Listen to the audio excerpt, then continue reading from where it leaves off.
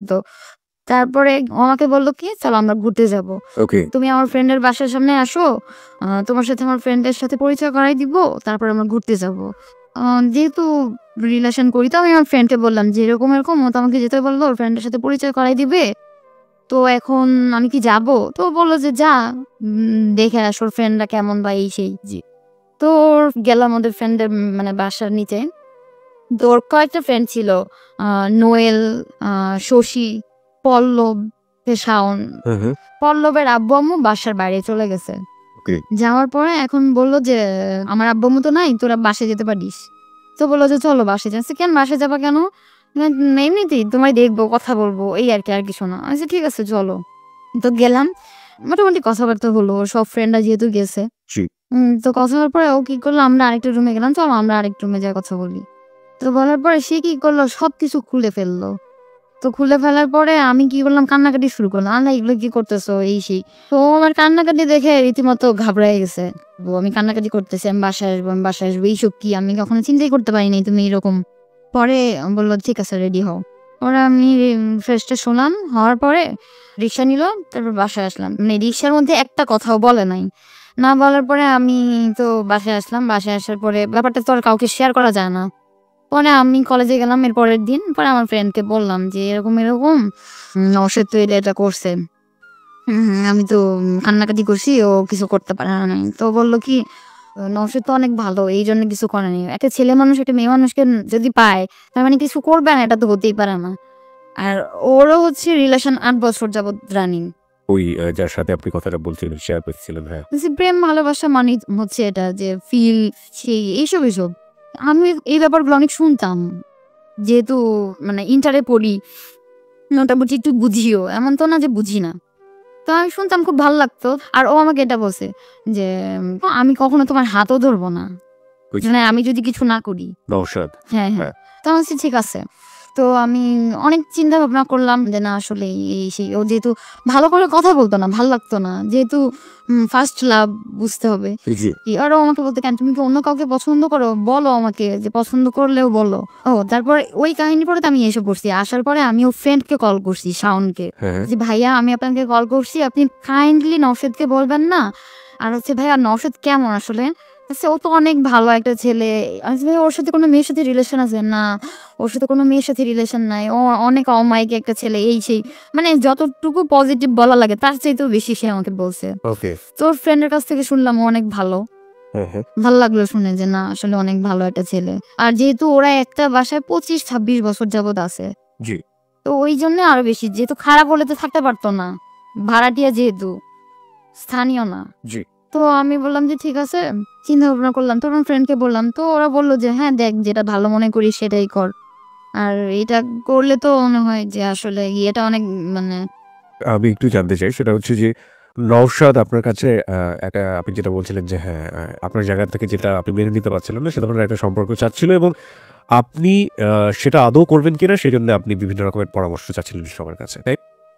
ওকে, তারপরে আপনি মনস্থির করলেন যে আমি হুম, আমি এটা নিয়ে ৩-৪ টা ফ্রেন্ডের সাথে কথাও বলছি। বাট আমার কথা বলি নাই। যে আমার একটা ফ্রেন্ড এরকম, এরকম। সো হ্যাঁ, প্রেম করলে তো এটা করবেই। মানে এইরকম টাইপের কথাবার্তা। তা না হলে কিভাবে বুঝবে যে ও ওকে ভালোবাসে? তো দেখা যাবে আজকে এর সাথে আছে, কালকে আরেকজনের সাথেও যেতে পারে। ওকে, মানে বলা ছিল যে এরকম একটা রিলেশনশিপে গেলেই আল্টিমেটলি এটা প্রেম, তাই তো? হ্যাঁ, হ্যাঁ। ওকে, এটাই। তারপর? আমার খুব ভাল লাগতো। যে এমন তো না যে ভালো লাগতো না। জি। ওর কথা বা এই সেই সবকিছুই ওর ভাল লাগতো। আর আমার ভালো লাগার ডেফিনিশন এর মধ্যে হচ্ছে যে তার হাইট অনেক বেশি হতে হবে। প্লাস হচ্ছে একটু ফর্সা হতে হবে। আর এই ২ টা কোয়ালিটির একটা ওর মধ্যে ছিল না। দ্যাটস হোয়াই ওকে আরো বেশি ভালো লাগার কারণ হচ্ছে এটা। প্রিয় শ্রোতা, this is an open platform. আমরা কিন্তু বারবারই বলে থাকি প্রত্যেকে কিন্তু প্রত্যেকের লাইফ ফিলসফি নিয়ে বড় হয়। ওর জায়গা থেকে ও যেটা পরিষ্কার করছে সেটা ওর কাছে ওরকম। আপনি আপনার জাজমেন্টের ব্যাপারটা কিন্তু আপনি আপনার জায়গা থেকে করলে হবে না। ওর ভালো লাগার ব্যাপারটা এরকম, আরেকজনের ভালো লাগার ব্যাপারটা ঠিক অপোজিট হতে হবে, হতে পারে। তো সেই জায়গাটা থেকে আমার মনে হয় যাদের অপোজিট ভালো লাগে তারা কিন্তু ওর এন্ট্রি না, কম্পিটিটর না। তো আপনার ভালো লাগা আপনার মতো, ওর ভালো লাগা ওর মতো। তো সেই জায়গাটা থেকে আমরা ওকে লিবারেলি নিবো আরকি। হ্যাঁ? ওকে, হ্যাঁ, তারপর? তো ঠিক আছে। তো একটা সময় আমাদের বাসায় কেউ ছিল না। তো আমি ওকে কল করছি। যে, "ঠিক আছে, তুমি আসো আমাদের বাসায়।" তো আমাদের বাসায় আসলো, রীতিমতো হলো। রীতিমতো হলো মানে আপনাদের মধ্যে যেটা হ্যাঁ, ফিজিক্যাল রিলেশন হলো। হ্যাঁ। তো একসময় ওর জব হলো। তো কুষ্টিয়াতে চলে গেল। এরপরে আবার মানে ও তো কুষ্টিয়াতে গেলেও 2 মাস 1 মাস পরে আসতো। কুষ্টিয়াতে সে কেন গেল? জব জব, এটা একটু ক্লিয়ার করেন আমাদের কাছে যে কুষ্টিয়া। আগে সিলেটে জব করতো আইটিতে, হ্যাঁ হ্যাঁ। তারপরে হচ্ছে কুষ্টিয়াতে। তো এই পর্যায়ে আমি আপনাকে একটু হোল্ড করছি। প্রিয় শ্রোতা, গল্পটা আসলে একটু ছাড়া ছাড়া ভাবে শুরু হয়েছে। আপনারা কিছু ইকুয়েশন খুঁজলেই পাবেন। আমার মনে হয় সবচেয়ে বড় ইকুয়েশনটা খোঁজা ওর ভোকালে। আপনি আমাকে টু বি অনেস্ট বলেন তো, আপনি তো অনেক ছেলের সাথে কথা বলতেন আপনার এই ভোকাল দিয়ে পড়ার সময়, আর সবাইকে আপনার ভোকালটা নিয়ে অনেক প্রশংসা করতো। হ্যাঁ, কি বলতো? তোমার ভোকালটা অনেক সেক্সি। হ্যাঁ হ্যাঁ, এই জাতীয় কথাবার্তা বলি। সে কেউ 2 মিনিট কথা বলে সে প্রেমে পড়ে যাবে। ইভেন যে আমার একটা লয়ার ভাইয়া, সেও আমার সাথে কথা বলে, মানে সেও এই কথাটাই অ্যান্ড টু বলতো। Be honest, you enjoy that. আপনি এটাকে এনজয় করতেন। হ্যাঁ, ওকে। ওর জায়গাটা থেকে একদম সত্য কথা যেটা বলার সেটাই ও বলছে, এবং এনজয় করতো বলেই কিন্তু ও এইভাবে একের পর এক রাতের পর রাত ছেলেদের সাথে কথা বলেছে। তার মধ্যে থেকে একটা হচ্ছে জ্যাকপট আমরা বলতে পারি। সেই জ্যাকপটের সাথে তার কি হলো? এক ধরনের ভালোবাসা, এবং ভালোবাসার এক পর্যায়ে ফিজিক্যাল রিলেশনশিপ, এবং ঘটনার এখন আমরা এই পর্যায়ে রয়েছি। মূল ব্যাপারটা কিন্তু হচ্ছে ফোনে রাতের পর রাত কথোপকথন, এবং ওর আসলে ফোনে কথা বলার লোকের অভাব ছিল না, just because of her vocal. Okay, হ্যাঁ, তারপর ও তো কুষ্টিয়াতে গেল। তো কুষ্টিয়াতে গেলে ও মাসে 1 বার বা 2 বার বা 2 মাস পরে 1 বার এরকম ভাবে আসতো। জি। তো ফার্স্ট টাইম ওর সাথে আমার হলো। তো ফার্স্ট টাইম হওয়ার পরে আমি তো খুব ভয় পাইছি। পরে আমার যে নরমাল সার্কেলটা ছিল সেটা ডিলে হয়ে গেছে। ওকে। তো আমি একটা সময় পিজি হসপিটালে গেলাম। যাওয়ার পরে একটা মহিলার সাথে কথা বললাম। তো সে বলল যে 2-3 দিন রাখো, তারপর ঠিক হয়ে যাবে। আর তা না হলে আল্ট্রাসোনোগ্রাফি করো বা এই সেই কিছু একটা বলল সে আমাকে। পরে আমি কি করলাম, দেখলাম না 4-5 দিন পরে ঠিক হয়ে গেছে। তারপর আবার রীতিমতো ফোনে কথা বলা, এই সেই দেখা করা হতো। কুষ্টিয়া থেকে আসতো। এরকম ভাবেই চলছিল। তারপর একটা সময় ও আমাকে বলল যে, "তুমি কি রান্না করতে পারো?" আমি বলছি, "হ্যাঁ, পারি।" আমার কিন্তু ফেভারিট খাবার হচ্ছে রিচ ফুড, আর সেটা হচ্ছে আপনার তেহারি, আর ওরও ঠিক তাই।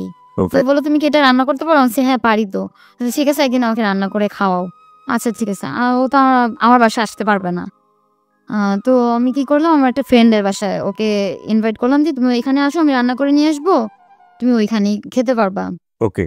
তো আমি রান্না করে নিয়ে গেলাম। তো আমাকে বাসা থেকে জিজ্ঞাসা করা হয়েছে কার জন্য নিয়ে যাচ্ছি, এই সেই। আমি বলছি টিচারের জন্য নিয়ে যাচ্ছি।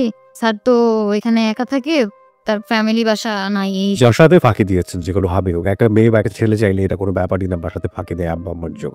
তারপর তারপর আমি গেলাম, খেলো। তারপর বলল, "হ্যাঁ, অনেক ভালো হইছে এই সেই।" পরে ওই দিনও সে আমাকে ইনসিস্ট করা শুরু করলো যে, আর ওদের বাসায় কেউ ছিল না। আমার ফ্রেন্ড ছিল আর আমি আর ও ছিলাম। ওকে। আর না করলেও রীতিমতো পায়ে ধরতো। মানে চোখ দিয়ে অঝরে পানি পড়তো।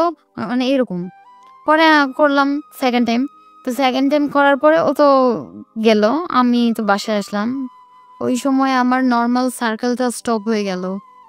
তারপর রীতিমতো আমি অনেক ভয় পাইতেছি যে আল্লাহ কি হবে? আপনি তখন ইন্টারমিডিয়েটে পড়েন। হ্যাঁ, আমি তখন বুঝতে পারলাম যে আমি আসলে মানে খেতে পারছিলাম না। কিছু খেলেই আমার মানে বমি হতো। তারপর হচ্ছে আমরা সবাই বাসায় একসাথে বসে খাই।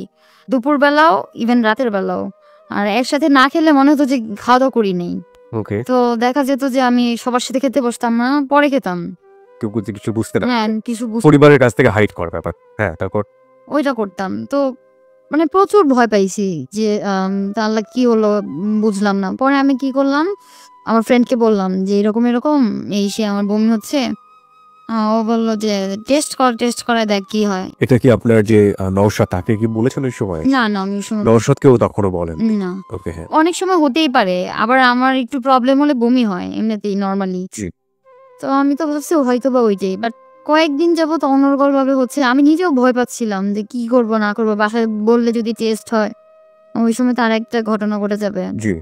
তো আমি কি করলাম, একটা স্ট্রিপ এনে টেস্ট করলাম। টেস্ট করার পরে দেখি পজিটিভ। প্রেগন্যান্সি টেস্টের পজিটিভ আসলো। হ্যাঁ, পজিটিভ আসলো। ওই দিনই আমার সাচিবিক গীতা পরীক্ষা ছিল। মানে শরীর থেকে ঘাম ঝরতেছিল। আমি কি করব আমি বুঝতে পারতেছিলাম না। তো আমি তাড়াতাড়ি বের হলাম, ফ্রেশ হলাম, কলেজে গেলাম। যাওয়ার পরে আমার ফ্রেন্ডকে বললাম। তো ও বলল যে, "ওরে বল কল করে।" তো আমি বলছি, "ঠিক আছে।" তো আমি ওরে বললাম যে, "এরকম।" তো বলতেছে, "আল্লাহ এটা তো হওয়ার কথা না। কিভাবে হলো?" এই সেই। আমি বলছি, "এসব আমারে কেন বলো? এটা তো তোমার বোঝা উচিত ছিল।" দুজনের মধ্যে ঝগড়াঝাটি শুরু হয়ে গেছে এই সময়, তাই তো? হ্যাঁ, তারপর? আর ওর কথা হচ্ছে যে ও মানে পেলেই হলো। মানে সে কোথায় আছে কিভাবে আছে এটা কোনো ফ্যাক্ট না। মানে আলটিমেটলি আপনি বলতেছেন যে রিলেশনশিপটা আপনাদের মধ্যে অনাকাঙ্ক্ষিত হয়ে গ্রো হয়েছে, সেটার জন্য যে কোনো ভাবেই হোক ওটা আদায় করতেই হবে, ব্যাপারটা এরকম। হ্যাঁ এইরকম ছিল। ওকে। মানে সে আমাকে বললো যে আচ্ছা ঠিক আছে ভুল হয়ে গেছে, আমি বলছি, এই তুমি আসো তারপরে যা বলার বলবো। হ্যাঁ আমি দেখো কুষ্টিয়াতে এখন আসবো, আসলে কি হবে বলো, কিছুই হবে না, এই সেই এগুলো এগুলো বললো। আমি বললাম আমি কি করবো, সে তুমি মিতুকে নিয়ে ব্যাপারটা ইয়ে করো, আমি আসার পরে বিয়ে করব। আমি বলছি, আমি যে আমার করাবো আমার কাছে তো টাকা নাই, আমি যেহেতু স্টুডেন্ট। তো বললো যে তুমি মিতুর কাছ থেকে নাও, আমি এসে তারপর দিয়ে দিব। ও কিন্তু আমাকে তখনও টাকা দিল না। তো ও বললো কি আমি আমার আম্মুকে বলি। তো আমি বলছি যে যদি আম্মু লেভেলে যায় তাহলে ব্যাপারটা জানাজানি হয়ে যাবে, যে ওর আম্মু ডেফিনেটলি আমার মাকে বলবে। হ্যাঁ, হ্যাঁ। আচ্ছা, আমাকে একটু বলেন যে আপনার ফ্যামিলি কি ওর সম্পর্কে জানতো, কিংবা ওর ফ্যামিলি কি আপনার সম্পর্কে জানতো? না ও আমাদের ফ্যামিলি আসলে জানতো হচ্ছে অনেক পরে, অনেক পরে। অনেক পরে কি জেনেছে? এবং এই যে ঘটনার এই যে এখন পর্যায়ে আছে, এমন পর্যায়ে গিয়ে দুজনের না কেউ কিছু জানে কেউ না। কেউ কিছু জানে না, ১। ২ নাম্বার হচ্ছে ওর ফ্যামিলি সম্পর্কে আপনি জানতেন? ওর ফ্যামিলি সম্পর্কেও হ্যাঁ ও আমাকে সবকিছু বলতো, আমিও আমার ফ্যামিলি সম্পর্কে ওকে সবকিছু বলতাম। মোটামুটি ওয়াকিবহাল ছিলেন, ওর বাড়ি কোথায়, ও কোথায় থাকে না থাকে, ডিটেল আপনি জানতেন। আপনি কখনো এগুলো এক্সপেরিমেন্ট করে দেখেছেন যে ও আসলে যেটা বলে সেটা সত্যি কিনা? ওই স্টেজে না না কখনো দেখেননি। ওকে। যতক্ষণ পর্যন্ত আপনি বলেছেন এই গল্পের এই জায়গাটায় যদি আমরা দোষারোপ করি, আপনি নিজেও সমান অপরাধী, আপনি সেটা স্বীকার করেন। এইটুকু পর্যন্ত। সামনে কি হবে না হবে সেটা পরের বিষয়। ভুলের যে ব্যাপারটা, না আমার তো ভালো লাগতো, আমি কিন্তু বলি নাই যে আমার ভালো লাগতো না। আপনি নিজেও এনজয় করতেন না। ডেফিনেটলি টু বি অনেস্ট, সে নিজেও এটা এনজয় করতো। আপনারা এটাকে কোনভাবে নিবেন না নিবেন, এবং একই সাথে বলে থাকি যে এই সমাজে কিন্তু এই ধরনের ঘটনা হরহামেশাই ঘটছে, বিশেষ করে ফোনের ব্যাপার নিয়ে। এবং এগুলো কিন্তু হরহামেশাই হচ্ছে। এবং এই হরহামেশাই হওয়াটা আসলে শেষ পর্যন্ত কোথায় যায় সেটা তো আমরা আজকের গল্পে দেখবই। আর সবচেয়ে বড় যে ব্যাপারটা ছিল, ও নিজে যে জিনিসটাতে ভালো লাগতো, ফোনে ছেলেদের সাথে বা মেয়েদের সাথে যাদের সাথেই হোক না কেন ফোনে কথা বলা। আর ফোনে ওর যে ভোকালের প্রশংসাটুকু আসতো, সেই প্রশংসাই মূলত ওর লাইফটাকে ধীরে ধীরে ধীরে ধীরে সামনের দিকে নিয়ে যাচ্ছে, এবং সেই যাওয়াটা আসলে কিরকম সেটা আপনারা দেখতে পাচ্ছেন। ওকে, হ্যাঁ, তারপর? তারপর হচ্ছে যে ও রীতিমতো ভয় পেয়ে গেছে। জি। ভয় পেয়ে যাওয়ার পরে ও আমাকে বলল যে তুমি এটা করো আমি করব। তো আমি মানে আমার একটা ফুপিকে দেখছিলাম যে সে আমার করানোর পরে একদম এতটাই সিক হয়ে পড়ছে, তাকে ধরে ওয়াশরুমে নিয়ে যেতে হতো, মানে এরকম। তা আমি খুব ভয় পেয়েছি যে না এরকম। ও বলে কি না আরে কিছু না ঠিক হয়ে যাবে, এই সেই হ্যান ত্যান আধা ঘন্টা সিক থাকবা তারপর ঠিক হয়ে যাবে। তো আমি বললাম যে আচ্ছা ঠিক আছে। আমি কুষ্টিয়াতে মানে অনেকভাবে আমি বললাম এই তুমি আগে বিয়ে করো তারপরে এমআর করবো। এই মানে এই স্টেজে আসলে তো এটাই হয় নর্মালি। আচ্ছা, তো আপনি ছেলেটাকে বলেছিলেন যে আমাকে আগে তুমি বিয়ে করে ফেলো, তারপরে আমি এবার করব। হ্যাঁ। তারপর ও আমাকে মানে আলটিমেটলি সে আমাকে কনভিন্স করলো কিভাবে কনভিন্স করলো? যে আমি এখন অনেক দূরে আছি, কুষ্টিয়াতে আছি, এখন আসলেই তো তোমার সমস্যার সমাধান হবে না, তুমি করো আমি এসে তারপর বিয়ে করব। ওকে, হ্যাঁ, তারপর? তো আমি কি করলাম, আর এর মাঝখানে অনেক ঘটনা ঘটছে। আমার ইন্টার পরীক্ষা যেহেতু ছিল, আমি ব্যবসা নিতেও পরীক্ষার সময় গেছি 10 মিনিট লেট করে। আমার বাসে প্রচুর বমি হয়েছে। ওকে। এক্সাম হলে ঢুকছি হচ্ছে 10 মিনিট পরে। জি। তো দেখা গেছে যে এরকম করে 2-3টা পরীক্ষা আমার হ্যাম্পার হয়েছে। অবশেষে আমি চিন্তা করলাম যে না আসলে আমার এটা করতেই হবে, না করলে তো আমার পরীক্ষা অনেক খারাপ যাচ্ছে, আমি কি করব। আর যেহেতু কাউকে বলাও যাবে না, তো আমি চিন্তা করলাম যে আমি আমার একটা ভাইয়াকে বলি। সেই ভাইয়াটা আমার সাথে কথা বলতো পরে? ফোনে না, এমনিতেও হ্যাঁ, হ্যাঁ। পরিচিত ভাইয়াই, আচ্ছা। লয়ার, তো জুয়েল ভাইয়া। তো আমি তাকে বললাম যে ভাইয়া এরকম এরকম এই সে আমার একটা ফ্রেন্ডের এরকম হয়েছে, আপনি কি একটু হেল্প করবেন। মানে আমি আমার কথা বলিনি, বলছি আমার ফ্রেন্ডের কথা। তো সে বলছে যে আচ্ছা ঠিক আছে আমি তোমাকে একটা নাম্বার দিয়ে দিচ্ছি, তুমি একে কল করো, একে কল করলে সে তোমাকে সবকিছু ঠিক করে দিবে। তো ওইখানে সে আবার একটা ভাইয়ার নাম্বার দিছে, তার নাম হচ্ছে অপু, প্যাথোলজিস্ট। ওকে। তো সে কি করলো, আমরা গেলাম রীতিমতো সকালবেলা 10টা বাজে, আমি আমার ফ্রেন্ড মিতু। তো যাওয়ার পরে তো সে একটা মহিলা, মানে সে মহিলাটা তার ক্লিনিকে করে। জি। তো সেই মহিলাটাকে নিয়ে আসলো, আসার পরে সে কি করলো, ওই মহিলাটাকে বলল যে এরকম এরকম। তো সে আমাকে জিজ্ঞাসা করলো যে কার। তো আমি বললাম কি ওর, মানে আমার ফ্রেন্ডের কথা বলছি। মানে সে ভাইয়াটা জানবে আমার কেমন না। তো আমাকে সে জিজ্ঞাসা করছে যে কি সমস্যা। আমি শুধু এইটুকুই বলছি যে ওর হাজবেন্ড, হ্যাঁ, হ্যাঁ। মানে এই মুহূর্তে ওর হাজবেন্ড চাচ্ছে, মানে ওদের বিয়ে হয়েছে, যদি জানে তাহলে দেখা যাবে বেবি অ্যাকসেপ্ট করতে হবে। বাট ও যেহেতু পড়াশোনা করছে, দেখা যাবে যে আর পড়াশোনা হবে না এই জন্য আসলে ও এটা করতে যাচ্ছে। তো ওই মহিলাটাকে তাই বলা হলো। জি। তারপর গেলাম পরে তো করলাম। তো আমি যখন করলাম আমার পাশে শুধু ওই ছিল, আর আমার কাছে কিন্তু টাকাও ছিল না, 1900 টাকা ছিল। আর আমার ফ্রেন্ডের কাছ থেকে আমি 1000 টাকা ধার নিয়েছি, আর আমার কাছে মনে হয় 900 টাকা ছিল। তো ভাড়াও দিয়ে যেতে হয়। তো ওই মহিলা নিয়ে গেল তার ক্লিনিকে, তো করলাম। আমি যেহেতু অনেক পেইন হইছে যে কম টাকা, যেহেতু টাকা ছিল না, তো আমি অনেক জোরে চিৎকার করলাম, অনেক কান্নাকাটি করলাম। মানে মানে এত কষ্টে ছিল, যেটা কিনা এখনো চিন্তা করলে আমার মনে হয় কি যে এটা মানে কোনো মানুষের যাতে না হয়। যারা এখানে আজকে হলো E920 শুনছো, এখানে অনি আছে। অনি তার জীবনের গল্পের ইন্টারমিডিয়েটে পড়া অনির গল্প বলছে, এবং আমাদের বিশ্বাস যে হ্যালো E920-তে অনেক অনেক শ্রোতা আছে যারা ইন্টারে পড়ে, এবং একই সাথে বিশেষ করে মেয়েদের কথা তো আমি বলবোই যে অনেক অনেক বেশি কিশোরী আছো যারা আজকে হয়তো হ্যালো E920 শোনার পরে একটা চরম শিক্ষা পেয়ে যাবে আশা করছি। এবং এই যে ডেঞ্জার পয়েন্ট, এই যে দুর্ঘটনাগুলো ঘটে, সেগুলো আসলে কিভাবে ঘটে এবং তার পরিণতি আসলে কি, সেটা তোমরা কিছুটা হলেও আজ করতে পারছো। তারপর এই টোটাল ব্যাপারগুলোতে আমার ফ্রেন্ড মিতু আমাকে অনেক ইন্সপায়ার্ড করতো যে হ্যাঁ এটা কর, সেটা কর, এইভাবে কর, সেভাবে কর, এইভাবে। তো আমি খুব কান্নাকাটি করলাম। তো ও আমার চিৎকার শুনতে না পেরে ও আরেক ইয়েতে চলে গেল। তারপরে হওয়ার পরে আমি বাসায় আসবো যে এতে সিএনজি নিব, সেই ভাড়াটাও কিন্তু আমার কাছে ছিল না। পরে বাসে আসতে হলো। বাসে এমনিতেই তো পেইন, তারপরে হচ্ছে বাস, মানে অবস্থা একেবারেই খারাপ হয়ে গেছে। পরে বাসায় গেলাম, তারপর ও আমাকে বাসায় দিয়ে গেছে, আর ওর বাসা হচ্ছে রামপুরাতে। আমি আবার ঘুমায় পড়ছি, যেহেতু অনেক টায়ার্ড ছিলাম এই সেই। তো ও আমাকে কল করছে, আমি রিসিভ করতে পারিনি। পরে ও আমার ফ্রেন্ডকে কল করছে যে এরকম এরকম, ওর কি অবস্থা? হ্যাঁ ওর তো অবস্থা ভালোই, তো আমি দিয়ে আসছি, এখন তো অনেক ঘুমাচ্ছে এই সেই। পরে আমি ঘুম থেকে ওঠার পরে দেখি যে ও আমাকে অনেকগুলো কল করছে।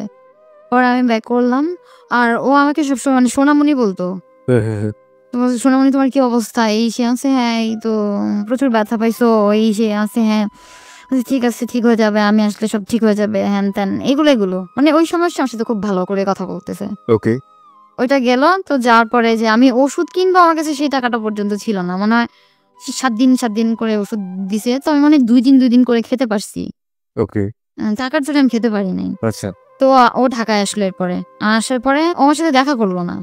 দেখা না করার পর আমাকে ফোন করছেন, তোমার সাথে অনেক কিছু কথা ছিল। আমার সাথে হ্যাঁ বলো, যে আসলে আমি গ্লাসের পানি হয়ে থাকতে চাচ্ছি না, এইসব রিলেশন আমার ভালো লাগে না, আমি বাইন্ডিংস এর মধ্যে থাকতে চাচ্ছি না। মানে আমি তো মনে হয় পুরো আকাশ থেকে পড়ছি, আল্লাহ আমি এতদিন কার জন্য কি করলাম। বয়ফ্রেন্ড নওশাদ। তারপর আমাকে বললো যে তোমার সাথে আর থাকতে চাচ্ছি না, তুমি তোমার মতো করে থাকো, আমি আমার মতো করে থাকি।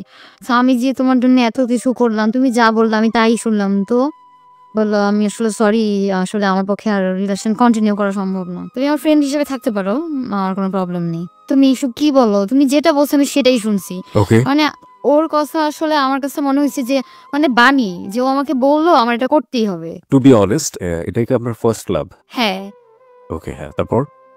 ওই সময় আমার মনে হচ্ছে আকাশ ভেঙে মাথায় পড়ছে, বুঝতেছিলাম না। জি, তারপর আমি ওকে বললাম যে দেখো, যেটা কখনো কল্পনাও করি নাই যে বিয়ের আগে কারোর সাথে রিলেশন করা, প্রেগনেন্ট হওয়া, এমআর করানো, বিভিন্ন জনের কাছ থেকে বিভিন্ন টাইপের কথা শোনা, আর তুমি আমাকে এইসব কথা বলতেছো। তো ও আমাকে বললো আমার করার কিছু নাই, আর তুমি আমাকে প্লিজ ফোন টোন দিবা না, আর ফোন দিলেও হ্যাঁ কথা বলবো, বাট ফ্রেন্ড হিসেবে, আদারওয়াইজ আর কিছু না। ওকে, তা আমি প্রচুর কান্নাকাটি করলাম যে তুমি নওশাদ আমার সাথে এমন কেন করতেছো, আমি তো তোমাকে ছাড়া কিছু বুঝি নাই। জি, ওই সময় আমি আবার কোচিং করতাম।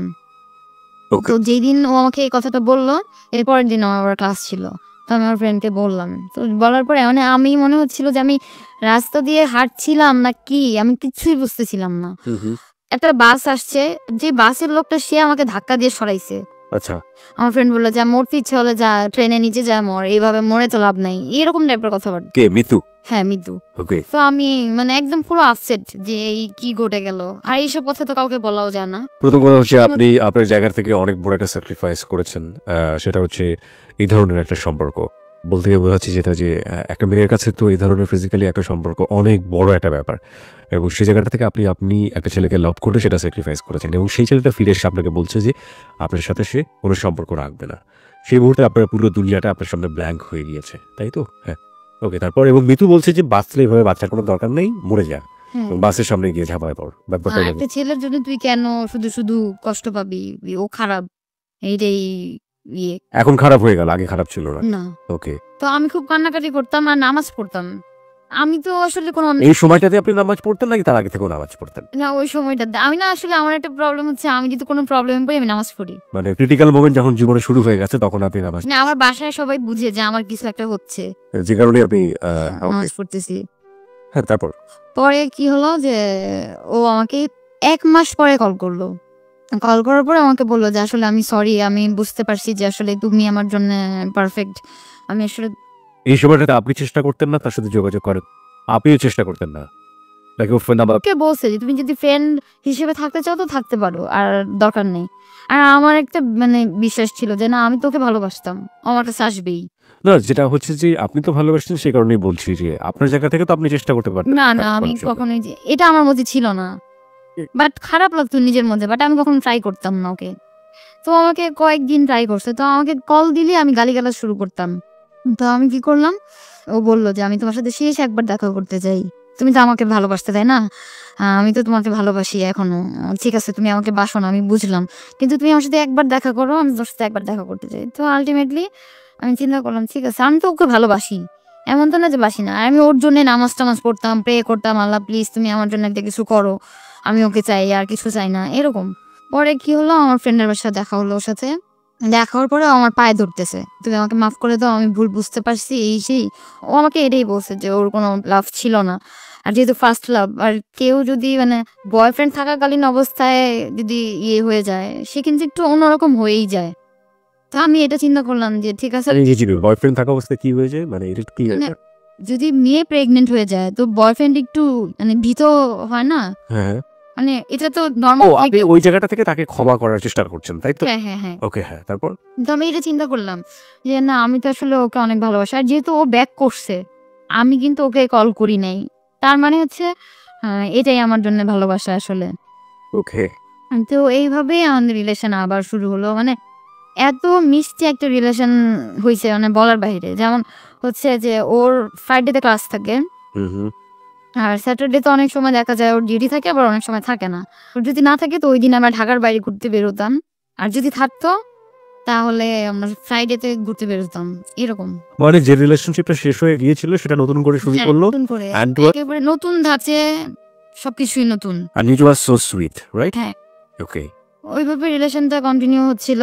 আর ওকে আমি অনেক বেশি গিফট করতাম, ওর বার্থডেতে, রিলেশনের অ্যানিভার্সারিতে, ঈদে, এরকম মানে ওকে শুনে হ্যাঁ। এমনও দেখা গেছে যে আমার আম্মু আমাকে ড্রেস কিনা টাকা দিছে ঈদে, আমি সেই টাকা দিয়ে আমি ওকে শার্ট কিনে দিচ্ছি, কিন্তু জব করতেছে। এই সময়টা তো আপনার ফ্যামিলিতে জানা জানা হয়নি।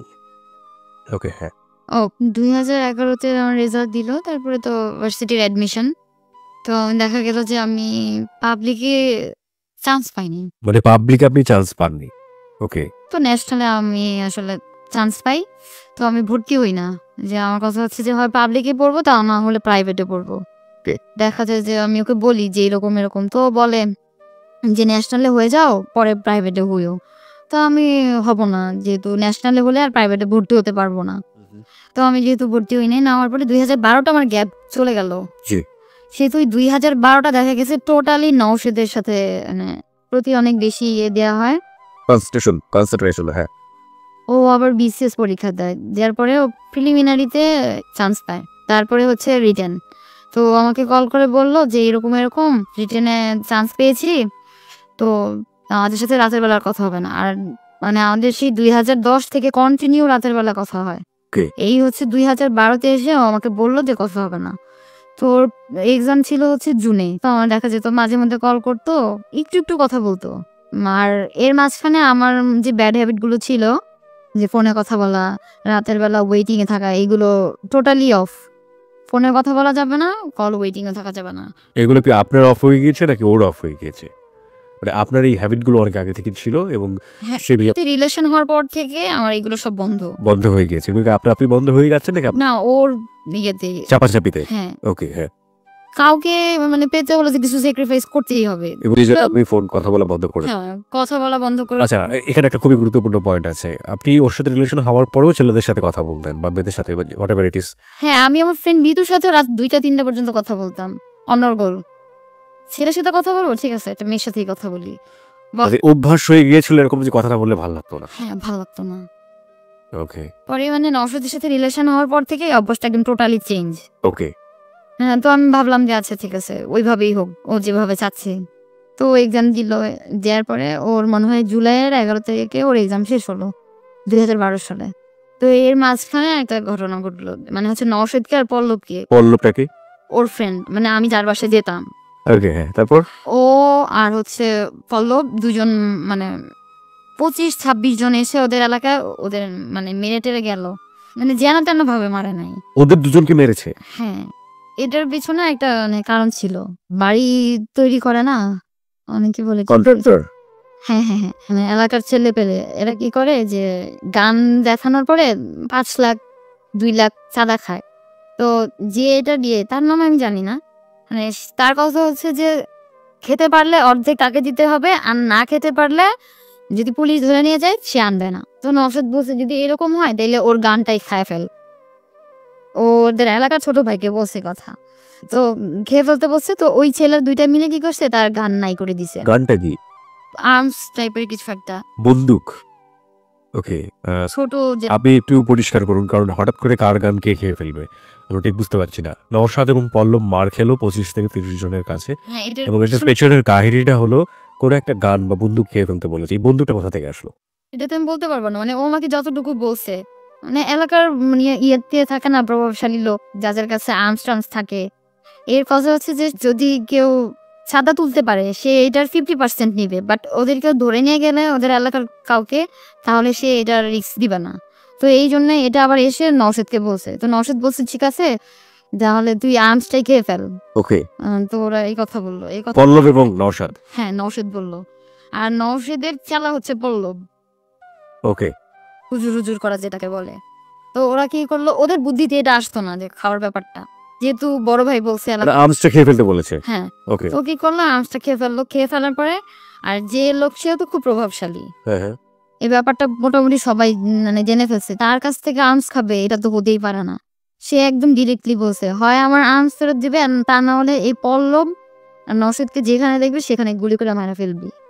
তো ওরা আবার একটা কনস্ট্রাকশনের কাজ চলতেছে, এরকম একটা বাসার মধ্যে আড্ডা দেয়।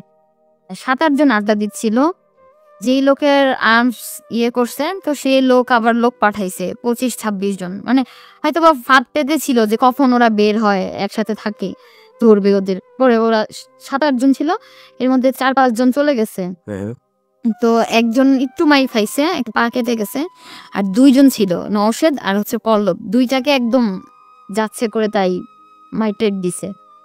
মানে এমন মারধর করছে যে আর্মসের দিয়ে ওর মাথা ফাটায় ফেলছে। নওশাদের? না না, পল্লবের? পল্লবের ওকে হাতের রক কেটে দিছে। ওহো আবার নওশাদের হচ্ছে হাতের রক কেটে দিছে, পিঠে একটা ক্রস চিহ্ন দিয়ে দিছে, থাই কেটে ফেলছে। ওহো তো আমি এটা জানতাম না। 11 তারিখে এই ঘটনা ঘটছে, 11 তারিখে ঢাকা মেডিকেল কলেজ থেকে সেলাই টেলাই করে নিয়ে আসা হয়েছে। ও আমাকে 14 তারিখে কল করছে জুলাইয়ের, যে এইরকম এরকম আমি তোমাকে একটা কথা বলবো। আমি কি হ্যাঁ বলো। তো হচ্ছে তুমি শুনলে কিন্তু কান্নাকাটি করবা না। ও খুব জানতো যে আমি একটু কিছু হলে কান্নাকাটি করতাম। ওকে তো আমি ভাবছি মনে হয় দেশের বাইরে চলে যাবে। ওকে তো আমি খুব ভয় পাচ্ছিলাম যে বলো তুমি কান্নাকাটি করবো না? না করবো না। তুমি আমার বাসায় আসবে না? না আসবো না। এরকম এরকম যে আমি তো মানে মার খাইছি, এতগুলো সেলাই পড়ছে, হাতে ব্যান্ডেজ করা। তো আমি শোনার পরে তো মানে একদম কান্নাকাটিতে পুরো অস্থির হয়ে গেছি। পরে বলতেছে কান্নাকাটি করো না, আমি ঠিক আছে, আমি তো বেঁচে আছি, আমি তো তোমারই আছি, এরকম টাইপের কথাবার্তা যেটাকে বলে। ওকে তো যেদিন ওর সেলাই কাটা হবে, তো সেলাই কাটার পরে সেদিনও আমার সাথে দেখা করতে আসলে। তো আসতে পরে আমি দেখলাম যে ও কোথায় কাটলো বা কি, সে দেখার পরে আমি তো খুব কান্নাকাটি করতেছি যে এরকম মানুষ করে নাকি। তো আমাকে বললো এই ঘটনা, আমার তো কোনো দোষ নাই। পরে অনেক চিলাচিলি করলাম, আল্লাহ তুমি এসব কি বলো।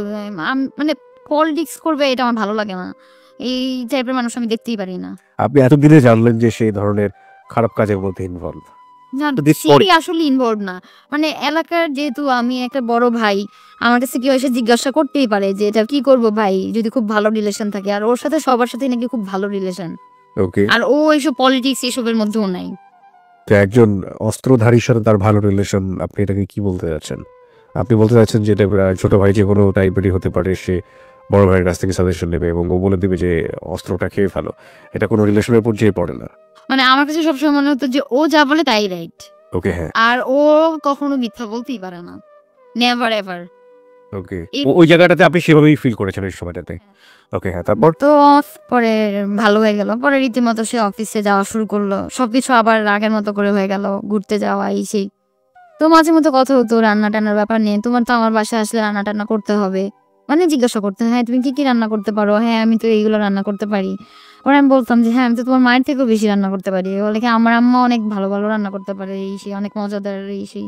তো বললো যে তুমি কি মানে মুরগির মাংসের ভর্তা করতে পারো? মুরগির মাংসের ভর্তা? হ্যাঁ, মানে অপ্রস্তুত করার মতো কথাবার্তা। তো আমি বললাম যে এটা তুমি জীবনে শুনিও নাই। তো বলল যে তুমি কি কাঁচা কাঁঠাল যে রান্না করে সেটা করতে পারো? আমি বলছি এইসব মানুষ খায় নাকি? কয় হ্যাঁ খায়, অনেক টেস্টি সে। তুমি খাইছো? কাঁচা কাঁঠাল রান্না অনেকেরই অনেক প্রিয়। এঁচোড় বলে অনেকে। হয়, তারপর?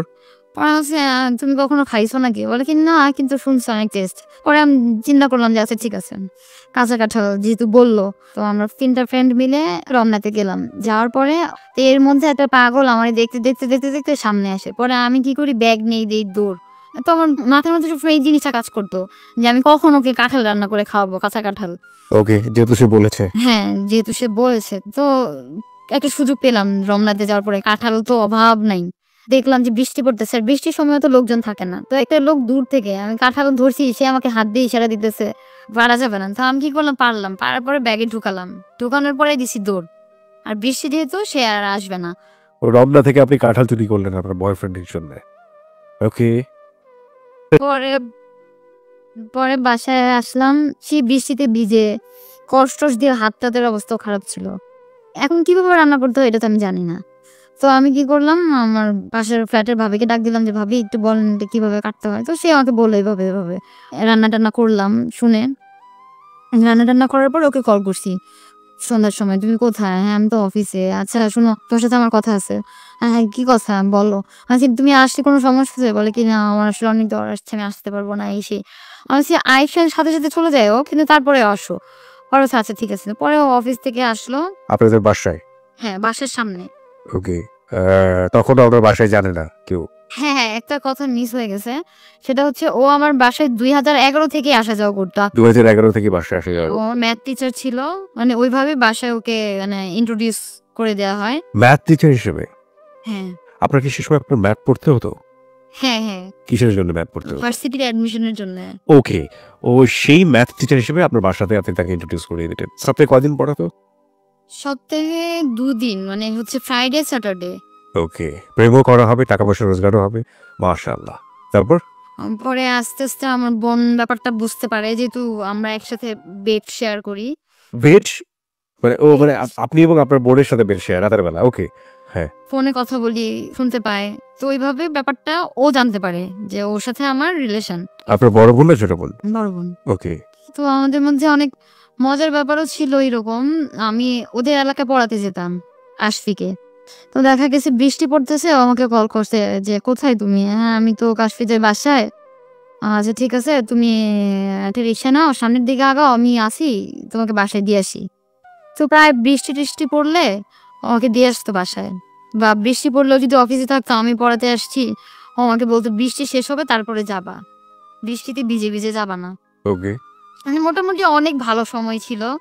গার্লফ্রেন্ড এবং বয়ফ্রেন্ডের মধ্যে একটা টেক কেয়ারিং ব্যাপার থাকে, সেটা আপনাদের মধ্যেও ছিল, আমরা বুঝতে পারছি। হ্যাঁ, হ্যাঁ। এঁচোড়ের প্রসঙ্গে ছিলেন আপনি একটু আগে। সেই এঁচোড়ের প্রসঙ্গে আপনি একটু খোলাসা করেন যে রমনা থেকে কাঁঠাল চুরি করে আপনার বাসাতে গিয়ে আপনি কাঁঠাল রান্না করেছেন। হ্যাঁ, কাঁঠাল রান্না করলাম। তো আসলো, আসার পরে আমি ওকে বাটিতে করে নিয়ে দিলাম। ও খেলো, খাওয়ার পরে বলল যে অসাধারণ হইছে। যে এই সেই অনেক প্রশংসা। প্রশংসা করেছে, হ্যাঁ। হ্যাঁ। দেখা গেছে এরকম ভাবেই মোটামুটি সবকিছুই আপনি নিজে খেয়েছিলেন কাঁঠাল রান্নাটা? হ্যাঁ, বাসার সবাই খাইছে। বাসার সবাই কি বলেছে? অবশ্য অনেক ভালো হইছে। আপনার কাছেও অনেক ভালো লেগেছে? আমরা অনুষ্ঠানের শেষে অনির বাসার নাম্বার-টাম্বার সবকিছু দিয়ে দিব। আপনারা সবাই কালকে সকালবেলা গিয়ে কাঁঠাল নিয়ে হাজির হবেন। এবং ও যেটা বলছে যে আসলে কাঁঠাল নাকি ও খুব ভালো রান্না করে, কাঁচা কাঁঠাল। তারপর? তারপর হচ্ছে যে হ্যাঁ, ঘুরতে যাওয়ার ব্যাপারগুলো। যেমন মানে আগে দেখা যেত যে আমি যদি ঘুরতে যেতাম ওর সাথে, তো দেখা যেত যে আমার ওয়েট করতে হতো। হ্যাঁ, হ্যাঁ। মানে ফার্স্ট টাইম। ওকে। তো এরপরে দেখা গেছে যে ওর ওয়েট করতে হচ্ছে।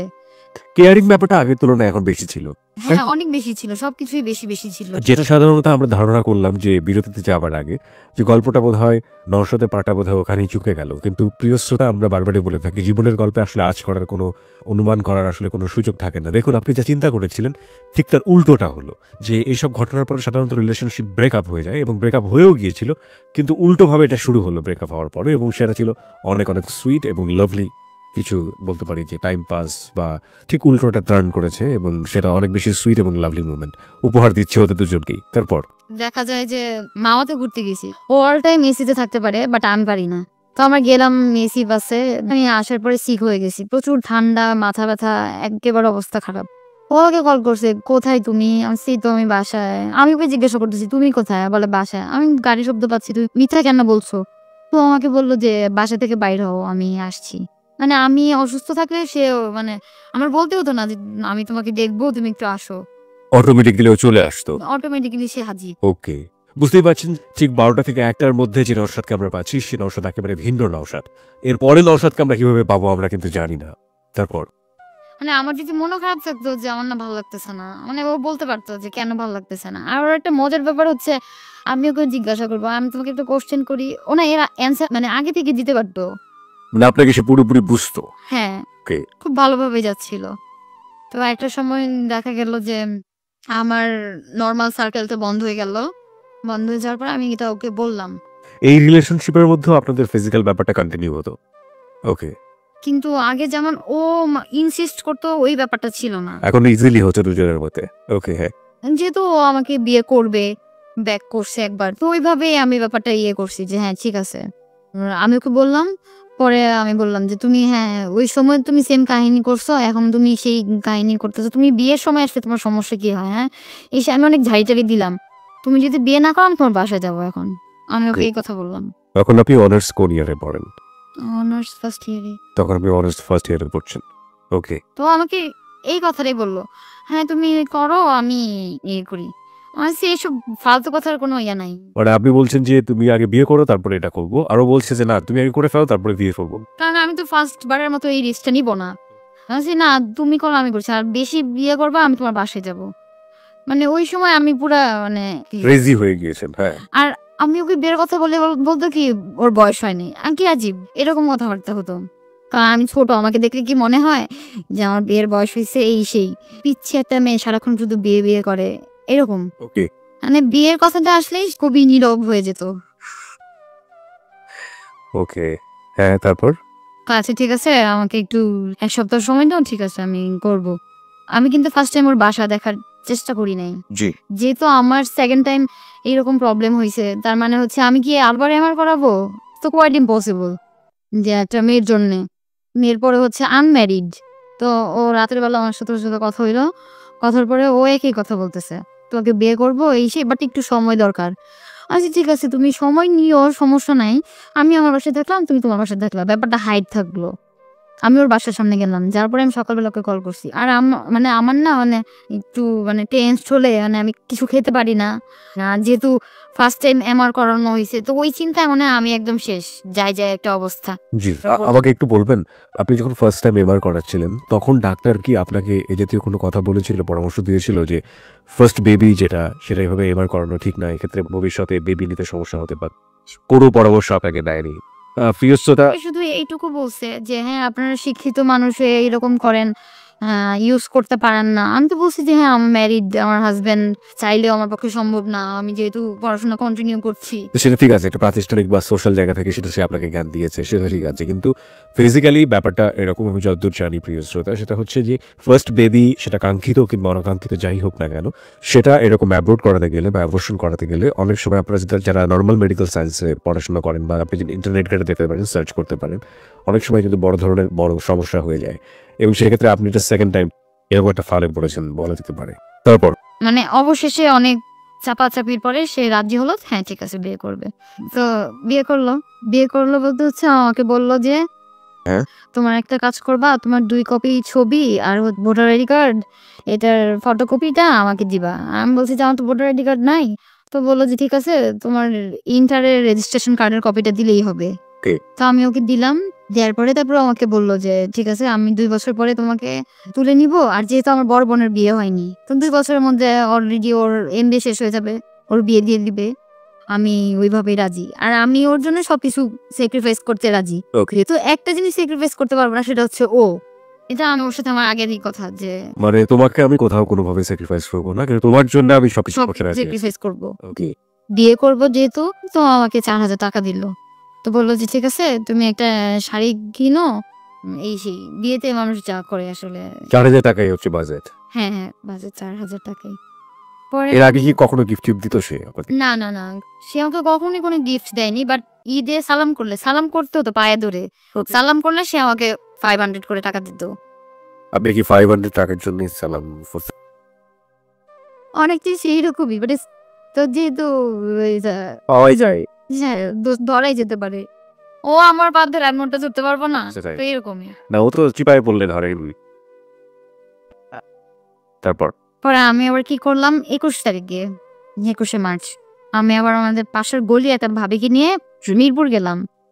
তারপর একটা রেড কালার শাড়ি কিনলাম, তার বোনের বাসায় গেলাম, খাওয়া দাওয়া করলাম দুপুরবেলা। ও আমাকে কল করলো, কোথায়, মানে আজকে আমাদের যেহেতু বিয়ে হবে, সে তো আমাকে কল করলো, কোথায় তুমি? আমি বললাম, তুমি মিরপুর আসছি। মিরপুর কেন, শাড়ি কিনতে এতক্ষণ লাগে? তুমি বাসায় আসো না কেন? এই না কেন, সেই না কেন, মানে প্রচুর ধমক এই সেই। তো আসলাম, আসার পরে আমার আবার স্টুডেন্টের এক্সাম ছিল, তো আমি আবার ওর বাসায় গেলাম, ওকে পড়াতেও গেলাম। আসছি বাসায় 3টা বাজে, 3টা বাজে আসার পরে পার্লারে গেলাম। ও আমাকে কল করছে, কোথায় তুমি? আমি তো বাসায়, এই সেই, তুমি কি শুরু করলা এত দেরি, হ্যান ত্যান। তো বললো যে আমরা কিন্তু একটু পরে বের হয়ে যাব, 5:30 বাজে। তো আমি গোসল করতে ঢুকলাম, আমার গোসল করতে অনেক সময় লাগে। তো দেখা গেছে গোসল করতে ঢুকছি 5টা বাজে, 6টা বাজে বের হয়েছি। ও এতক্ষণে নিয়ে অনেকগুলো কল দিয়ে রাখছে। ওকে, গোসল করে বের হয়ে গেছি ড্রেস পরে, আর কিচ্ছু না। শাড়ি পরলে তো এখন অনেক দেরি হয়ে যাবে, আর ওইখান থেকে ওর ফ্রেন্ড কল করতেছে, এই কাজী বসে আছে, তাড়াতাড়ি আসে, এই সেই এরকম। আপনার বাসায় তখন কিছু জানে না? না না, Okay. কিচ্ছু জানা না। ওকে, ও আমাকে সবসময় আমার বাসার সামনে থেকে পিক করতো রিক্সা দিয়ে। তো আমি উঠলাম রিক্সাতে, ওঠার পরে ও আমার বললো যে এমনিতেই একা একা বিয়ে করতেছি, বাবা মাকেও জানা না, এই সেই, এরপরেও তুমি দেরি করতেছো, লাইফের টার্নিং পয়েন্ট, মানে প্রচুর জ্ঞান। আমি তো কান্নাকাটি করতেছি, এমনিতেই ভয় পেতেছি, আল্লাহ কি করতেছি আমি। এর আগে আমি ভাবলাম যে মানে মনের মধ্যে কেমন যেন লাগে। তো আমি আবার কি করলাম, আমার ব্যাগের মধ্যে একটা কাগজ রেখে দিয়ে গেলাম যে ওর বাসার ঠিকানা, ও এই সেই, যদি মাইনে টাইনা ফেললো। ওকে, ভয়ও পাচ্ছিলেন আপনি শেষ সময়? হ্যাঁ, তো আমি আবার কি করলাম, ওইটা রেখে তারপর গেছি ওর সাথে। তো যাওয়ার পরে তো রীতিমতো দেখলাম কাজী আসলো, তারপর দেখলাম ওর 3টা ফ্রেন্ড। তো আমাকেও জিজ্ঞাসা করলো যে তোমার কত টাকা কাবিন নিলে তুমি খুশি হও? আমি বলছি তোমার যেটা খুশি তুমি সেটাই দিতে পারো, আমার কোনো প্রবলেম নাই। ওকে, পরে ও বললো যে না, এটা তো তোমার হক, তুমি বলো। তারপর আমি বললাম যে 10 লাখ। তো বললো যে 10 লাখ দিলে তুমি খুশি? আমি বলছি হ্যাঁ। ও বললো যে কেন, একটু কম করলে হয় না? আমি বলছি না, আর পারলে আরো বেশি করো। পরে ও বললো যে কত করলে খুশি হবা? আমি বলছি 20 লাখ করো। কয় না থাক, 10 লাখ করলেই ঠিক আছে, 20 লাখ টাকা আমি দিতে পারবো না। তো গেলাম, পরে দেখলাম ওর 3টা ফ্রেন্ড আর আমার কেউ নাই। আমাকে বলছে যে তুমি তো কাউকে বলবা না। আমার বাসার তো কাউকে বলা কোয়াইট ইম্পসিবল। আর তারপরে হচ্ছে যে আমার ফ্রেন্ডদেরও বলবা না, তাহলে ব্যাপারটা বাসায় জানাজানি হয়ে যাবে। ওকে, এইসব বেসব বলা হয়েছে আমাকে। তো বলছি ঠিক আছে, আর যেহেতু আমি ওর জন্য সবকিছু করতে পারি, আমি কিন্তু বলছি এটা আগেই। জি, তো আমি একা একাই ডিসিশনটা নিলাম যে হ্যাঁ ঠিক আছে, বিয়ে করব। তো গেলাম জি কাবাব ঘরে। তো যাওয়ার পরে দেখলাম যে আমরা বসলাম, পরে কাজী আসছে। তা আসার পরে সে মানে যেটা হয় সেটা হলো, দোয়া টোয়া পড়া, তারপরে সিগনেচার নেয়া, কবুল বলা, এর মেয়ে এই সেই, এগুলো এগুলো বলা, যে সাক্ষীর সিগনেচার নেয়া, সবকিছুই হলো। তারপরে বিয়ে দিয়ে হলো। তারপরে আমরা আসবো তো, যেহেতু রেস্টুরেন্টে গেছি, খাওয়া দাওয়া তো করতেই হবে। তো ও বললো যে কি খাবা বলো? আমি বলছি না, আমি তো কিছু খাবো না, আমি খাওয়া দাওয়া করেই আসছি। আর আমি যখন সিগনেচার করতেছিলাম না, আমি শুধু আমার নামটুকু লিখতে পারছি, বাট নামের বাকি অংশটুকু লিখতে পারতেছিলাম না, হাত কাঁপতেছিল। আমি কি করতেছি একা একা, মানে প্রচুর ভয় পাচ্ছিলাম। এই কাজ করার পরে করে আমি বললাম না, আমি কিছু খাবো না, আমার ভালো লাগতেছে না, চলো।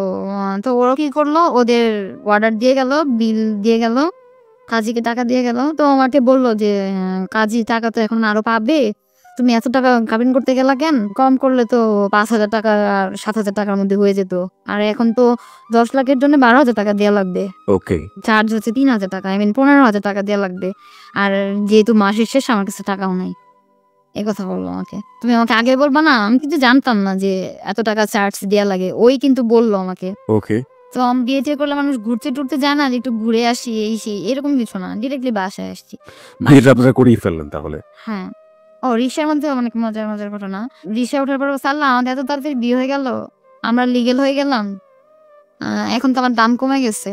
মানে বিয়ে করলে মানুষের দাম কমে যায়। মানে ও বলল। ওকে, মানে ছেলেটারই দাম কমে গিয়েছে। হ্যাঁ, হ্যাঁ, যে বিয়ে করে ফেলছি। তো আমি হাসতেছি যে ও এসব কি বলল ফালতু টাইপের কথাবার্তা। তো আসলাম। আপনি কি ফিল করতেন ওই সময়টাতে? আপনি তো বিয়ে করে ফেললেন একটা অচেনা একটা ছেলেকে। ইনফ্যাক্ট আপনি তার ফ্যামিলি সম্পর্কে ততটা জানেন না। হ্যাঁ, আপনি পাগল ছিলেন আমি যতদূর জানি। But what do you feel? আপনি ওই সময়টাতে কি ফিল করছিলেন বিয়ে করার পরে?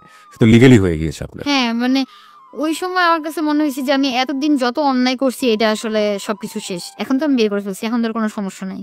ওকে, প্রিয় শ্রোতা, আপনারা সবাই শুনছেন হ্যালো 8920 আর জিকে ব্রিয়া রয়েছে আপনার সঙ্গে। এবং আমি বিশ্বাস করি টিনেজ যেসব বন্ধুরা আজকে হ্যালো 8920 শুনছেন, বিশেষ করে হ্যালো 8920 মেয়ে বন্ধু যারা রয়েছেন, তাদের জন্য আজকের এই গল্পটা একটা অসাম একটা শিক্ষা হবে। চলুন আমরা সামনের দিকে এগোতে চাই। তারপর পরে বাসায় আসলাম। আসার পরে তো ঝগড়াঝাটি এই সেই। ঝগড়াঝাটি কেন? ওই যে আমার যে মানে নরমাল সার্কেলটা বন্ধ হয়ে গেছে। হ্যাঁ, আপনি তো বেবি যখন কনসিভ করে ফেলেছেন। হ্যাঁ, হ্যাঁ, পরে ঝগড়াঝাটি, আচ্ছা দেখি এই সেই দেখি। তারপরে আমি আবার কি করলাম, এর ২-১ দিন পরে টেস্ট করলাম, বাট নেগেটিভ আসছে। তো এর মাঝখানে ২-৩ দিন পরে আমি ওর কাছ থেকে কাগজপত্র চাইলাম। বিয়ে করলে কাগজপত্র লাগে, কাগজপত্র দাও না কেন? কাবিননামা এসব নাকি দরকার হয়। কাবিননামা যে বলতে হয় এটাও আমি জানি না। আর ও আমাকে বলছে, "তোমার যত কাগজপত্র লাগবে তুমি আমার কাছ থেকে নিবা।" সেও কাবিননামা বলে নাই। ৩-৪ দিন হয়ে গেছে, আমি আর চাইনি। ওকে। তারপর যেদিন ও বিয়ে করে আসছে, আমি বলছি, "এই তুমি কি সত্যি বিয়ে করছো?" তো বলে কি, "তাহলে কি মিথ্যামিথি করলাম?"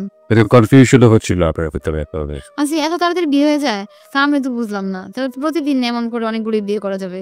মানে এরকম একটা কথা। মানে ফান করছিলেন আপনারা আলটিমেটলি। হ্যাঁ, তারপর? তো পরে কি হলো, ও আমাদের বাসার সামনে আসলো। বাসার সামনে আসার পরে ওইদিন ঝগড়াঝাটি হলো যে মানে সাথে এমআরআর কথা সে তুলছে। ও এটা করার পরপরই বলছে যে এবার করে ফেলো।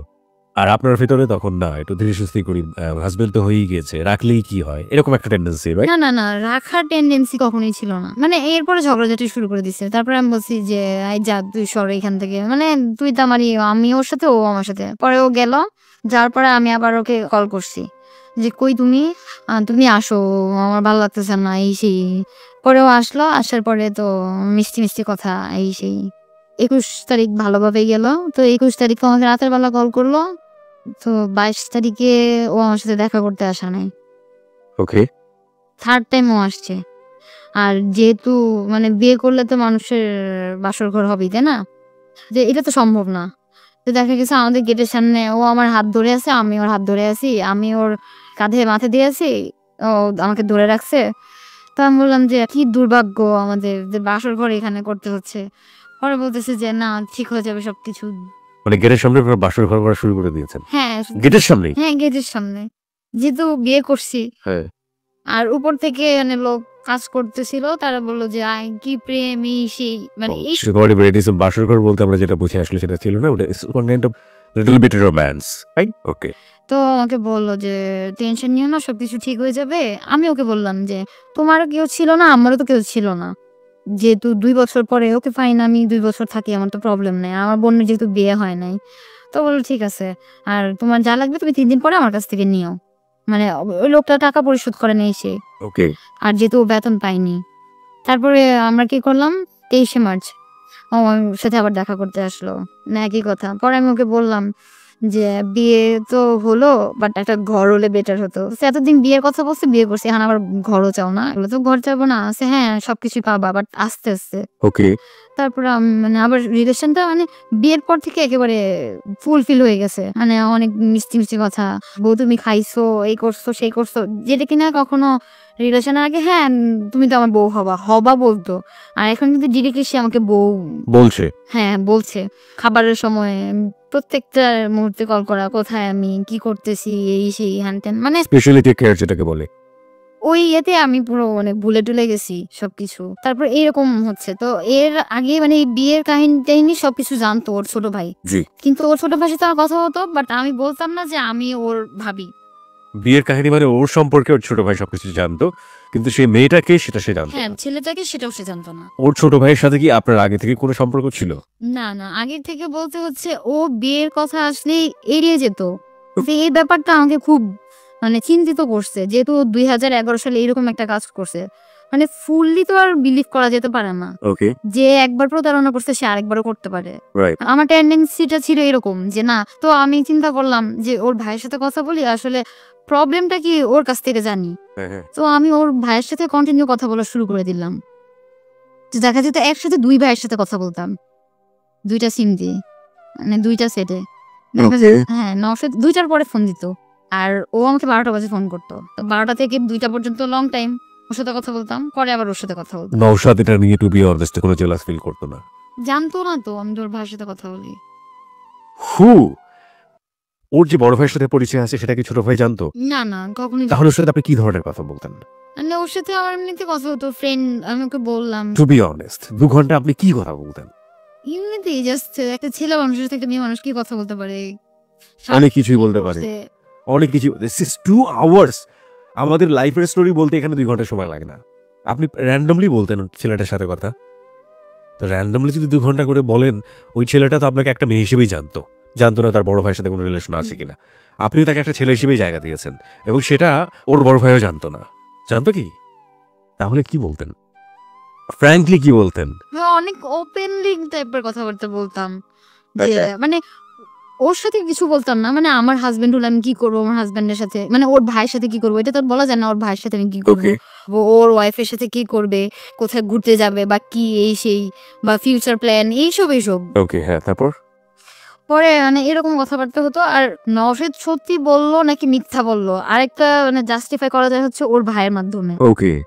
তো আমি যখন জানতে পারলাম, মানে ও যা বলছে ওর ফ্যামিলি সম্পর্কে সবকিছু সত্য ছিল, কোথায় থাকে কি এই সেই, কিন্তু মিথ্যা ছিল একটাই, যেটা হচ্ছে কিনা ওর এরও আগে অনেকগুলো রিলেশন ছিল। তো আমাকে সেটা বলছে যে ওর কোনো রিলেশন ছিল না। পরে আমি জানতে পারার পরে আমি ওকে বলি, এই তোমার সাথে রিলেশন ছিল, সে বলছে কে বলছে, তার নিয়ে আসো, আমি যা বলবো আমি তাই শুনবো, যদি কেউ প্রুফ করতে পারে আমার সাথে কারোর সাথে রিলেশন ছিল। পরে আমি নিয়ে করলাম যে ওর ভাইকে আমি চিনি 2 দিন যাবত, আর আমি ওকে চিনি 3-4 বছর যাবত। মানে আলটিমেটলি আমি তো ওর কথাটাই বেশি প্রিফার করবো, তাই না? তো ওর ভাইয়ের সাথে আমার কথা হতো, মানে আপডেট দেওয়া হতো যে আমার ফ্রেন্ড এসে, আর ওকে ওর ফ্রেন্ডরা লাভ গুরু টাইপের কিছু একটা বলতো। গার্লফ্রেন্ড মারুফ, মানে কেউ কোনো প্রেম সংক্রান্ত কোনো জটিলতার মধ্যে ভুগতে থাকলে ওকে বলতো যে দোস্ত এত বেশি প্রেম করেছে সে ব্যক্তিগত, সে কখনো কোনো প্রেমই করে নাই। আলটিমেটলি লাভ গুরুটা কাকে বলতো? ওকে বলতো। ওর ছোট ভাইকে? কেন বলতো? মানে অনেক বেশি বুঝে, মানে বেশি মানুষ তো একটু বেশি বুঝে, একটু বেশি বুঝে এবং বেশি সমাধান দিতে পারে।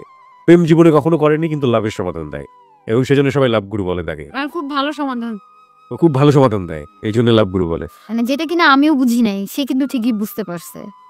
তো ওর সাথে আমার কথা শুরু হয় হচ্ছে আপনার জানুয়ারি থেকে 2013।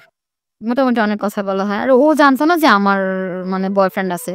আর যেহেতু মার্চের 21 তারিখ পর্যন্ত আমার বয়ফ্রেন্ড, তাই না? পরে আমি ওকে বললাম এরকম এরকম আমার ফ্রেন্ডের অবস্থা, বলে কি যে ওই ছেলে মেয়েকে কখনো বিয়ে করবে না, আর ওই ছেলেকে ছাড়বা না, কাকড়ার মতো ধরো। ওই কিন্তু আমাকে এই কথা বলছে, ওকে, যে ছেলে ইয়ে করতে পারে সে কখনোই করবে না।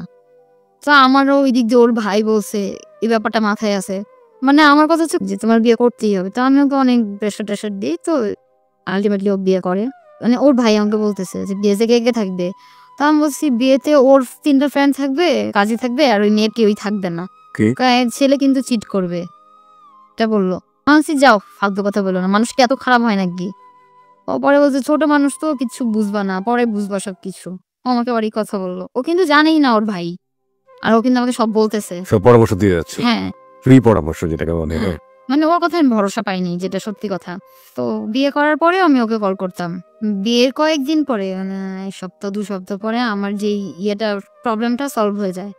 প্রবলেম বলতে আপনি যে কনসেপ্টটা করেন ওটাকে আপনি আবার এমআর করেন, তাহলে এমনিতেই হয়ে যায়। বেবিটা নষ্ট হয়ে যায় কিভাবে?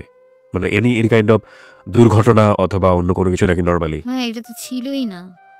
ছিলই না, বেবিটাই ছিল না। তাহলে মানে ব্যাপারটা কি ছিল? আমরা কনফিউজ হয়ে যাচ্ছি। আপনি একটু পরিষ্কার করুন, যেটার কারণে আপনি বিয়ে করে ফেললেন সেটা আসলে ছিলই না।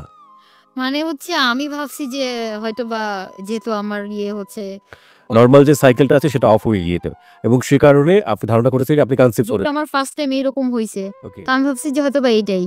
আর এবার হলে তো আমি এটা করব না। যদিও করি, আমি তোমার জন্য এত রিস্ক নিয়ে নিবো এটা তো ঠিক না, তাই না? তুমি কিছু করো তারপরে আমি করি, ওকে, ব্যাপারটা এরকম ছিল। না বিয়ে তো করে ফেললেন, তার মানে এই যে কনসেপ্টের ব্যাপারটা যেটা আসলে কনসেপ্ট ছিল না, কিছুদিন পরে গিয়ে দেখলেন যে ইটস নর্মাল, এটা যদি এই মুহূর্তে না ঘটতো তাহলে কি বিয়ে করতেন? তাহলে হয়তো বা আমি করতাম বা ও করতো না, বা ও এটার জন্য করছে নাকি তাও তো বুঝতে। তাও তো বুঝতে পারেনি, কিন্তু সেটা না হওয়ার সম্ভাবনাটাই বেশি ছিল। হ্যাঁ, ওকে, হ্যাঁ, তারপর? তার তো আমার খুব ভালো লাগতো ওর ভাইটার সাথে কথা বলতেও, যে ওর কাছ থেকে জানা যেত অনেক কিছু।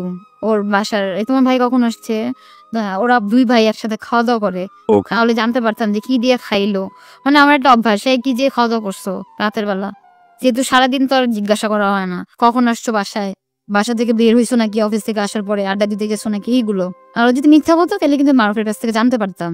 ওকে, তো এইভাবেই জিজ্ঞাসা করতাম। তো একটা সময় দেখা গেছে যে আমি ওকে বললাম যে এরকম এরকম আমার তো ইয়ে হইছে, মানে ও এটা শোনার পরেই পরে বলতেছে যে থ্যাঙ্কস গড, মানে ও এত খুশি হয়ে গেছে। আমি তো বুঝি নাই যে কি ব্যাপার, তুমি এত খুশি হয়েছো এই সেই। পরে আমাকে বললো যে তোমার সাথে আমার দেখা করা দরকার, এই সেই। আচ্ছা ঠিক আছে আসো। ও আমাদের বাসার সামনে আসে। তো বাসার সামনে আসলো, আসার পরে আমাকে বলতেছে যে দেখো তোমার সাথে আমার কিছু কথা ছিল। আমি বলছি, হ্যাঁ বলো। পরে বললো আসলে আমি তো এটা বিয়ে করি নাই, এটা তো বিয়ের মানে নাটক ছিল। ওই ছেলেটা বলতেছে ততদিনে কি ওই ছেলেটা কি জেনে গিয়েছে যে আপনার এটা নর্মাল ছিল, মানে আপনার এটা?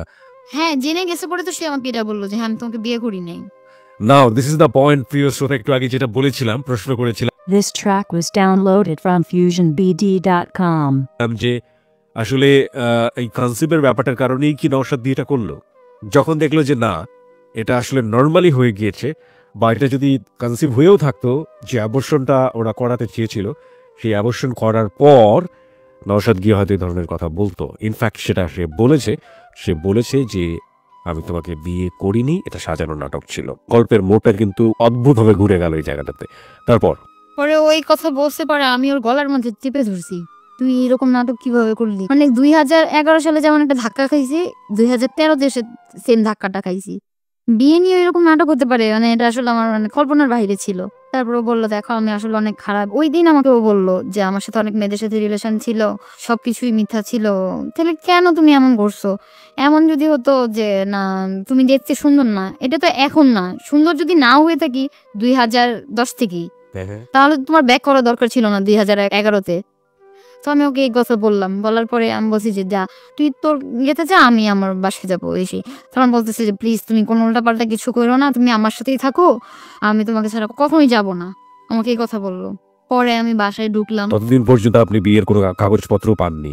না না, সে তো আমাকে দেয়ই নাই। বিয়ের কাগজপত্র চাইতাম, ও বলতে এই তোমার কি আমাকে দরকার নাকি এভিডেন্স দরকার।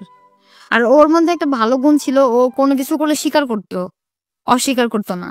ওকে, কিন্তু ভালো গুণটা যে খারাপ গুণ হয়ে যাবে এটা আমি বুঝতে পারিনি। ওকে, পরে সে আমার বলল যে সোনামণি তুমি রাগ করো না, সবকিছু ঠিক হয়ে যাবে, 2015-তে আমরা আবার বিয়ে করব, এই করব, করলেও করছি বিয়ে, না করলেও করব। সে আমাকে কথা বললো। পরে আমি বলছি, তুই আমার ধরবি না। ও আবার আমার হাত ধরছে, পরে আমি আবার দেয়ালের মধ্যে নিজের মাথা বাড়ি দিছি। রাগ উঠলে কেউ ধরলে আমার খুব খারাপ লাগে। ওকে, তো ধরছে, পরে আমি আমার মাথার মধ্যে বাড়ি দিছি, তো মাথাটা তো ফুলে গেছে পুরা। পরে আমি বলছি যাই এই জায়গা থেকে, আমি বাসায় ঢুকবো। পরে আমি ওর ভাইকে কল করলাম জি, যে এরকম এরকম মারুফ তুমি কোথায়? তো বললো যে আমি তো বাসায়। ওর সাথে আমার অনেক কথা হতো, যেহেতু ও আমাকে একদিন বললো তো অনি তোমাকে একটা কথা বলবো। আমি বলছি, হ্যাঁ বলো। আমার না তোমাকে খুব দেখতে ইচ্ছা করে, আমি না তোমার সাথে দেখা করতে চাই। ওকে। আমি বললাম যে ঠিক আছে, দেখতে চাও যেহেতু।